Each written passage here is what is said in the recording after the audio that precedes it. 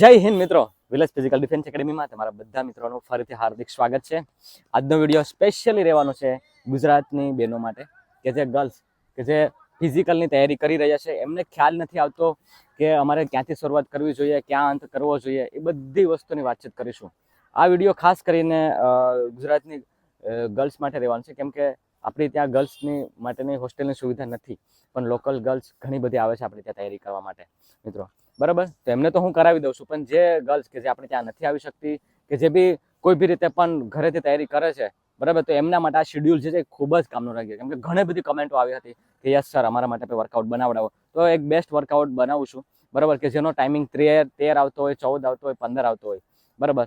તો એ બધા માટે આ શેડ્યુલ કામ લાગ્યા તમને 10 ની આજુબાજુ પુગારા માટે, બરાબર. તો આ મિત્રો ખાસ કરીને તમારા માટે વિડીયો છે. ડે ટુ ડે બધી વસ્તુની વાતચીત કરીશું, 1 થી લઈને 6 દિવસ સુધી, સોમથી લઈને શનિ સુધી, બરાબર.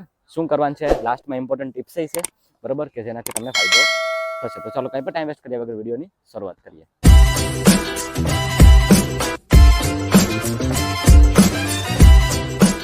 તો કહેવાનો મતલબ એમ છે કે પેલા રનિંગ પહેલા પ્રોપર સ્ટ્રેચિંગ વોર્મઅપ ખૂબ કરવું જરૂરી છે, બરાબર. અત્યારે ઇવનિંગનું સેશન આપણે લીધું છે, તો ચાલો મેં તો તને થયું તમારા માટે એક કમ્પ્લીટલી વિડીયો જે છે એ બી લાવું.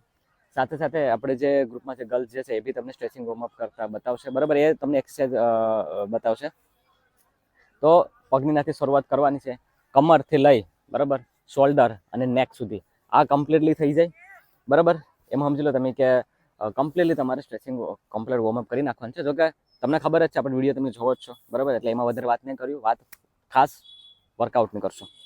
ડે 1માં શું કરવાનું છે? ડે 1માં છે 1-1, એટલે કે આ ગ્રાઉન્ડ તમે જો ને, એક રાઉન્ડ સ્લો, એક રાઉન્ડ ફાસ્ટ, બરાબર. ક્યાં સુધી? આ 30 મિનિટ સુધી તમારે લઈ જવાનું. તમે એવું કહેશો સર પહેલા જ દિવસે 30 મિનિટ, અમારથી તો એક રાઉન્ડ નથી લાગતો.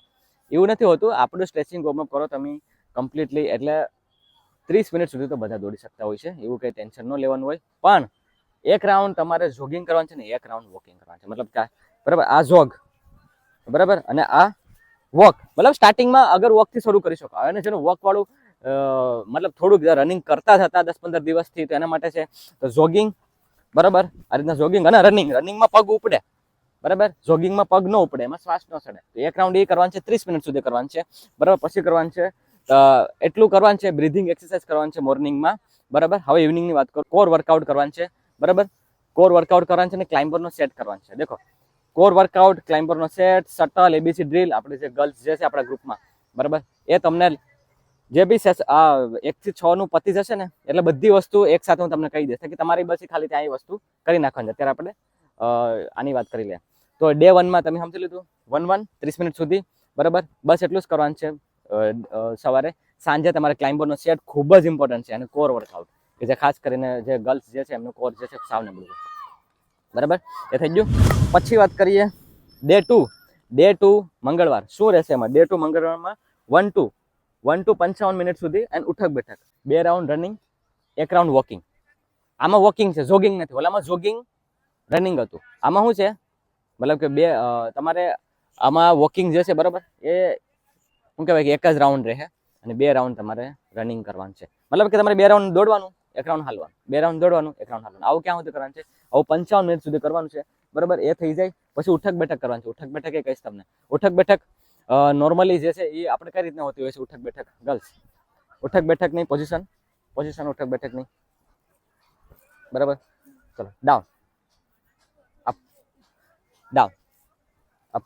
ખાસ કરીને ઉઠક બેઠક કન્ટિન્યુ. ઉઠક બેઠકમાં તમારા આ પગ જે છે ને આ રીતે ન થવા જોઈએ, આ આમ જ રહેવા જોઈએ, આના સીધમાં રહેવા જોઈએ, આના સીધમાં રહેવા જોઈએ, અને પછી સ્કોડ મારવાનું છે. Okay girls, normal. તો ઉઠક બેઠક, બરાબર, આ તમારે મોર્નિંગમાં જ એડ કરી દેવાનું છે.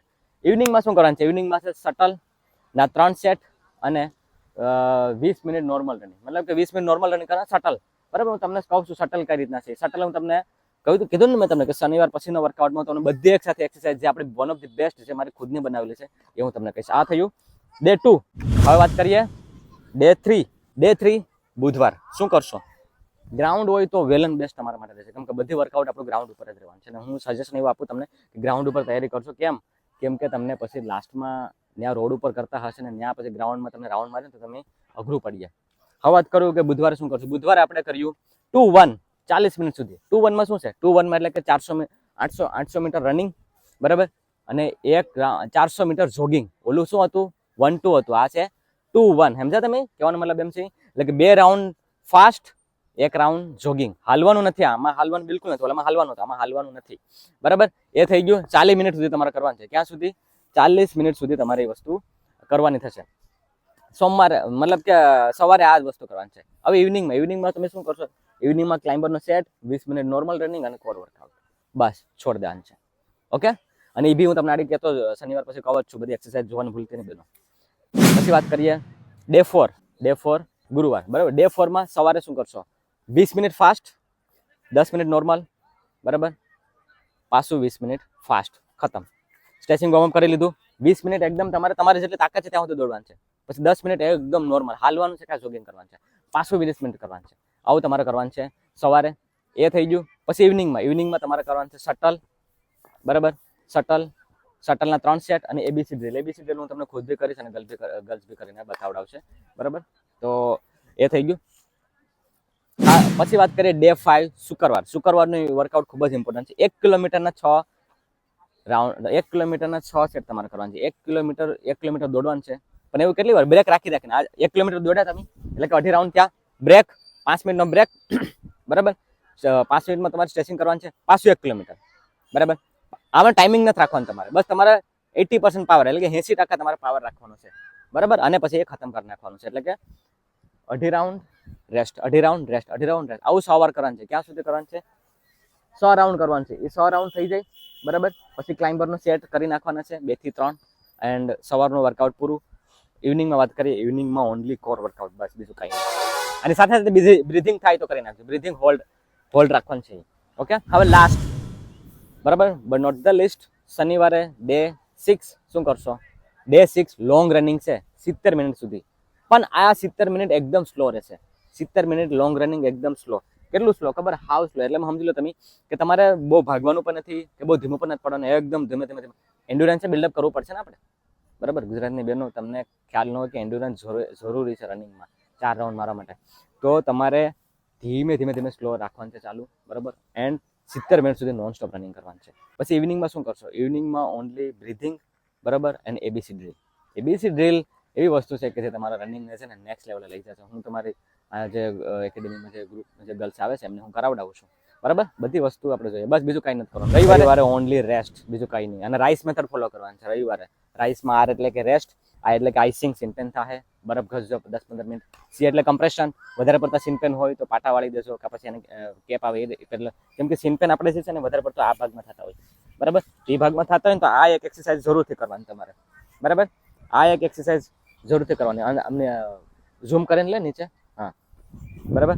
આ એક એક્સરસાઇઝ જરૂરથી કરવાની. પગની સિનપેન થઈ જતું હોય ને તો તમને. બરાબર? રનિંગ પછી. બરાબર? એ વસ્તુનું તમારે ધ્યાન રાખવાનું છે. એન્ડ એલિવેશન હંમેશા જે પથારીની નીચે એટલે પગની નીચે 2 તકિયા રાખી દેવાના જ્યારે તમે રેસ્ટ કરતા હોય ત્યારે, તાકી એટલે એલિવેશનને લીધે બ્લડ ફ્લો થયા કરે, સર્ક્યુલેટ થયા કરે અને એના લીધે મારા રિકવરી જે છે ફાસ્ટ થઈ જાય. બરાબર? ઇમ્પોર્ટન્ટ ટિપ્સની વાત કરીએ પણ બધી એક્સરસાઇઝ પહેલાં આપણે જોઈ નાખીએ. શટલ જોવાની છે. બરાબર? કોર જોવાની છે, ક્લાઇમ્બરના સેટ જોવાની છે અને એબીસી ડ્રીલ. ઓકે, તો પહેલાં સિટઅપ્સ આપણે કોર વર્કઆઉટ છે ને, તો પહેલાં કોર વર્કઆઉટ જોઈએ આપણે. તો કોર વર્કઆઉટમાં છે પહેલાં સિટઅપ્સ. બરાબર? આ રીતના સિટઅપ્સ તમારે 50 કરવાના છે. ગર્લ્સ જે કરે છે ને કેટલા? 50 સિટઅપ્સ તમારે કરવાના છે. કેટલા? 50 સિટઅપ્સ. એ થઈ જાય. 3 એક્સરસાઇઝ કહું છું કોરની, 3 કરી લેવો એટલે કામ બની ગયું. સમજી લો તમે. Exercise number 2. Okay, number 2 exercise છે લેગ રાઇઝ. લેગ રાઇઝમાં તમારે પગને આ રીતના ઉપર કરવાનું છે. લોઅર કોર માટે પણ આ ખૂબ જ એક્સરસાઇઝ છે. બરાબર? આ એક્સરસાઇઝ તમારે કરવી જરૂરી છે. 50 જેટલા કરવાના છે. કેટલા? 50 જેટલા. ઠીક છે? આ થઈ ગયા. હવે સેટ નંબર 3. તો સ્ટેપ 3 છે ઓબ્લિક. તો ઓબ્લિક મસલ આવે. બરાબર? આ તો સાઈડના એક્સરસાઇઝ તમારે કરવાની છે. 2 બાજુ 25-25. કેટલી? 2 બાજુ 25-25. ઓકે, તો આ છે શટલ. જે મેં તમને વર્કઆઉટમાં કીધું ને કે શટલ એ વસ્તુ એવી છે કે તમારે વર્કઆઉટમાં એડ કરી દો. જે દિવસે જે શટલ મેં કીધી છે, શટલ આ રીતના તમારે જવાનું છે. એટલું ડિસ્ટન્સ રાખી દેવાનું છે. કેટલું? 15 થી 20 મીટર જેટલું. બરાબર? 15 થી 20 મીટર જેટલું ડિસ્ટન્સ રાખી અને શટલ તમારે 2-2 મિનિટના 3 સેટ કરવાના છે. કેટલા? 2-2 મિનિટના 3 સેટ. તો આ વર્કઆઉટમાં જે મેં શટલની વાત કરી હતી એ શટલમાં તો એ કરી નાખજો. ઓકે, તે ક્લાઇમ્બરનો સેટ કે જે મારા દ્વારા બનાવેલો છે. બરાબર? આ છે સ્ટેપ નંબર 1. બરાબર? Okay, step 2. રેડી? આગળથી લઈને પાછળ જમ્પ મારવાનું છે. પછી આ સ્ટેપ 2. હા, ઓકે. સ્ટેપ 3. સ્ટેપ 3 માં તમારે બોડીને આગળ પાછળ લઈ જવાનું છે આ રીતના. બેઠવાનું છે બે બાજુ સાઈડમાં બેઠવાનું છે. ઓકે, તો આ 3 સ્ટેપ છે. હવે ક્લાઇમ્બરના સેટની વાત કરીએ આપણે. Position start. પેલું છે હવાવાળું, બરાબર. તો આ રીતના હવાવાળું પેલું સ્ટેપ છે કે પગ આગળ આવવો જોઈએ, બરાબર. આ રીતના સીઝર આમ થવી જોઈએ, આ રીતના. જો આ મિતુ કરે છે ને એ રીતના કિંજલને, બરાબર. રેડી. Step 2 hold. આ રીતના પાછળ ફરવું. હા, જો ગર્લ્સ આ તમે ખાસ વર્કઆઉટ મેર કરી દો, તમારો રનિંગ નેક્સ્ટ લેવલ હોઈ જાય.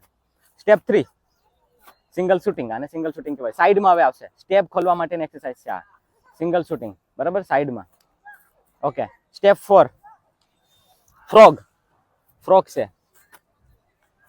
Yes, okay, ready. Step 4 and step 5 last step.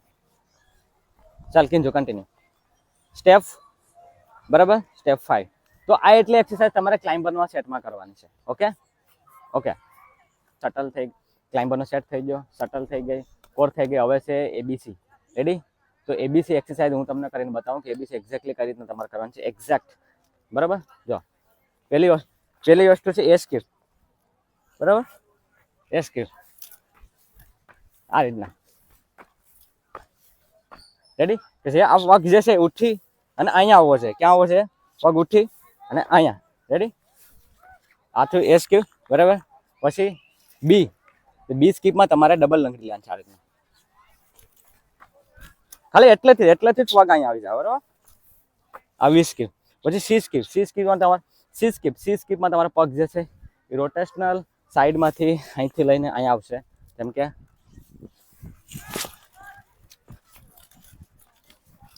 Ready. આ રીતના ફરશે. આને સ્લોમાં રાખજો, બરાબર. એ થઈ જાય. પછી સ્પીડ વાળી ડ્રીલ 2 કરશો આ રીતના. સ્પીડ 20 મીટરના ડિસ્ટન્સમાં રાખજો, બરાબર. આ રીતના સ્પીડ એ થઈ જાય. પછી પંજા ઉપર. રેડી. આ રીતના બસ આ 5 એક્સરસાઇઝ કરી લેજો એટલે થઈ જશે, નહીં વાંધો આવે. બસ બેનો, આ છે તમારું વર્કઆઉટ. કમ્પ્લીટલી ફોલો કરી લ્યો. કંઈ પણ બીજા સવાલ રહેતા હોય તો પૂછી જજો બિંદાસ, બરાબર. તમને હું હંમેશા જવાબ આપવાની પૂરેપૂરી કોશિશ કરીશ. તો બસ એટલું જ હતું. હોપ છો કે વિડીયો સારો લાગ્યો હશે, માહિતીપૂર્ણ રહ્યો હશે. વિડીયોને શેર કરાવડાવજો એ ગર્લ્સને, એ બહેનોને કે જે ગામડામાં રહે છે, ખબર નથી તૈયારી કઈ રીતના સ્ટાર્ટ કરવી શું છે એ. તો એમના માટે સ્પેશિયલ વર્કઆઉટ હતું. તો બસ આટલું જ છે. વિડીયો જોવા બધાને ફોરવર્ડ શેર કરાવડાવજો એન્ડ લાઇક સબસ્ક્રાઈબ કરવાનું ભૂલતા નહીં. બાકી બીજું કોઈ બી સવાલ રહેતા હોય તો કમેન્ટ સેક્શનમાં મને પૂછી શકશો. મળીએ પાછા નેક્સ્ટ વિડીયોમાં. ત્યાં સુધી હું અલ્પેશ રજા લઉં છું. જય હિન્દ.